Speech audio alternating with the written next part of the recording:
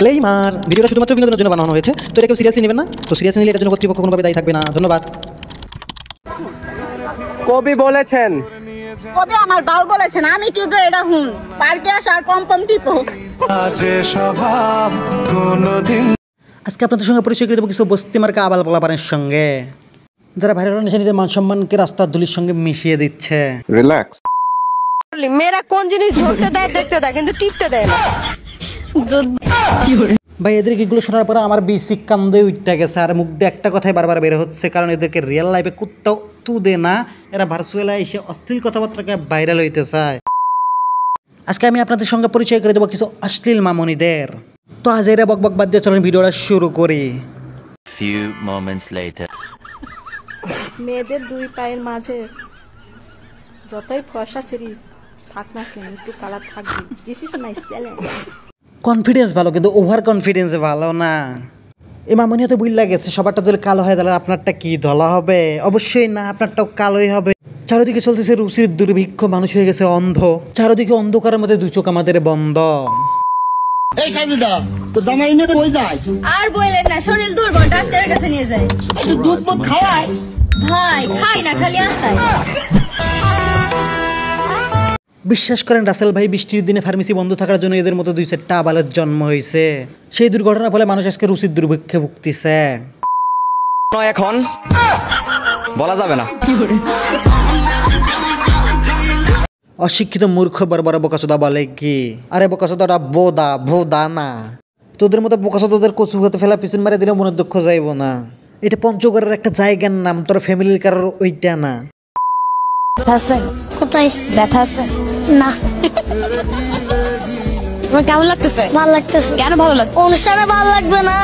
এটা কিসের? মেয়েরা হিজাব পরে নিজের আত্মসম্মান ধরে রাখার জন্য, আর এই দুই বোকাচোদা হিজাব পরে এসে অশ্লীল কথাবার্তা কইতাছে। বিশ্বাস করেন রাসেল ভাই, এদের এইসব দেখার পরে আমার একটা কথাই শুধু মাথায় খেলতেছে, কন্ডম দুর্ঘটনায় যাদের ধর্ম তাদের তো এইসবই কর্ম। এদের এই অশ্লীলতার জন্য আজকে আমাদের যুব সমাজের এই অবস্থা। একটা প্রচলিত কথা আছে, চোখ থাকতেও আমরা অন্ধ। কথাটা একদম বাস্তব ভাই, কারণ আমরা দেখা সত্ত্বেও আমরা কোনো কিছু বলতেছি না, কোনো প্রতিবাদ করতেছি না, যার ফলে তারা এইসব করার সাহস পাচ্ছে। আমার লগে পাট খেতে কি করবেন ভাইয়া? আপনারটা তো আমার আঙ্গুলের থেকেও ছোট, একটু চেক করে দেখেন। আজ প্রথমবার হাল কথা কমে করছি। কি করছিস তুই? আমাকে তো অপমান কর। বিশ্বাস করেন ভাই, আমরা যখন পড়াশোনা করছি তখন এরা ফোটেও নাই। আমাদের সময় প্রেম ভালোবাসা তো দূরের কথা, মোবাইল ফোন কি ছিল এটা আমরা জানতামই না। এখন তো মোবাইল ফোন সবার হাতে হাতে, যার ফলে সে বেহায়াপনার দিকে বেশি ঝুঁকে যাচ্ছে। বর্তমান ভার্চুয়ালে শুধু কেমনে ভাইরাল হওয়া যাবে সেই টপিক সবাই খুঁজে বেড়ায়, আর যখন রাস্তা খুঁজে না পায় তখন তারা অশ্লীলতার পথ বাইচ্ছে না। আপনার বুদ্ধি ভালো।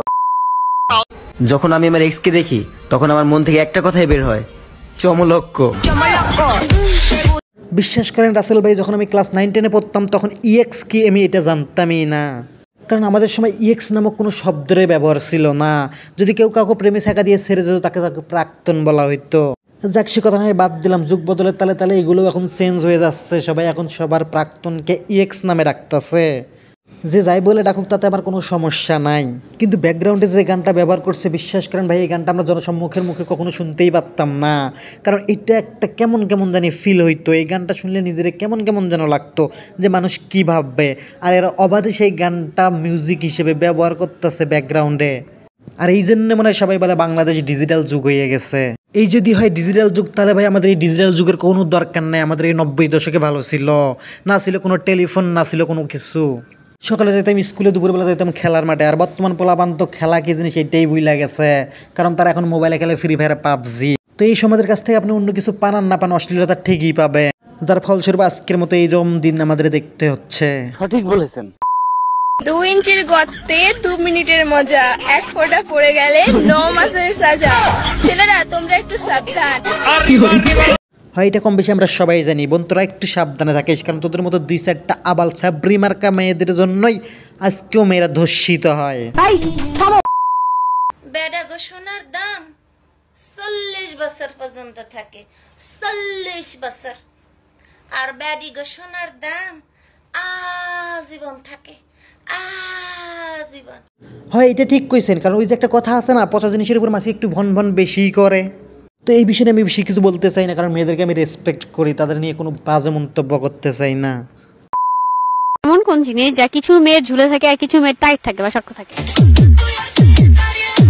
স্যার আমি স্যার উত্তরটা জানি, বলবো স্যার? বলো। না না, এসবের কোনো প্রয়োজন নেই। আপনাদের কিছু বলার না থাকলেও আমার এখানে আমার কিছু বলার আছে, কারণ এরকম কিছু সাবরি মার্কে ইউটিউবার আছে যাদেরকে আমরা হলুদ সাংবাদিক বলে থাকি, যারা কিনা বাত্তি একটু ভিউ কামানোর জন্য এরকম অশ্লীল মার্কা গুগলি ধরে। আর যাদেরকে এই গুগলিগুলো ধরা হয় তাদের এক্সপ্রেশন দেখে জনগণ একটু ফ্রিতে ফিল নেয়। ওই যে একটু আগে একটা কথা বলছি, দেশ এখন ডিজিটাল হয়ে গেছে, তাই ডিজিটালের সঙ্গে সঙ্গে মানুষের কোশ্চেনগুলো কেমন যেন অশ্লীল মার্কা হয়ে গেছে।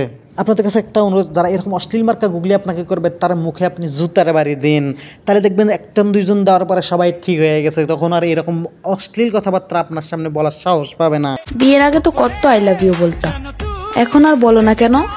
এখন আপনাকে আই লাভ ইউ বলে না, এর পিছনে একটা কারণ আছে, কারণ ওই যে নির্বাচন শেষ, প্রচারণাও শেষ, এইরকম ব্যাপার আর। তো হেই গাইস, আজকের ভিডিও এই পর্যন্ত, দেখাবেন নতুন কোনো ভিডিওতে নতুন কোনো টপিক নিয়ে। সে পর্যন্ত সবাই ভালো থাকবেন, সুস্থ থাকবেন। আর ভিডিওটা কেমন হচ্ছে অবশ্যই কমেন্ট বক্সে জানাবেন।